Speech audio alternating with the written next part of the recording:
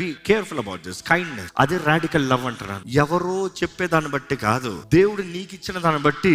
నీకు మంచి ఆహారం నువ్వు భుజించేటప్పుడు దేవా, కొంతమంది పిల్లలు నేర్పిస్తారు, ఆకలితో ఉన్న వారికి ఆహారం దయచేయి, స్తోత్రం, ఆమేన్, థ్యాంక్ యూ, దయచేయని చెప్తాం మాత్రం కాదు, నీ ద్వారంగా దయచేయండి. యు బి ద వెసల్, నీ ద్వారంగా పంచనే, నీ ద్వారంగా దేవుడు ప్రేమిస్తారు వారిని తెలియజేయండి. Take that step. ఆకలితో ఉన్న వారికి ఆహారం పెట్టారంట, అంటే నాకు ఆకలి ఉన్నప్పుడు ఆహారం పెట్టాడని దేవుడు చెప్తున్నాడు. రెండోది, తప్పికొంటిని, నాకు దాహం ఉన్నాను, నీరు ఇచ్చాడు. ద మోస్ట్ ఎసెన్షియల్ నీరు కావాలి, నీరు. కానీ దేవుడు అంటున్నాడు, నువ్వు నీరు ఇచ్చావు, ఆహారం ఇచ్చావు కాదు, బేసిక్ అక్కడ హృదయ పరీక్ష పెడుతున్నాడు.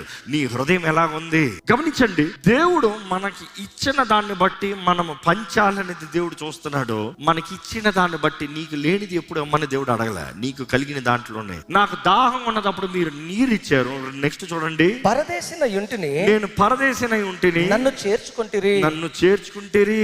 నేను పరదేశిగా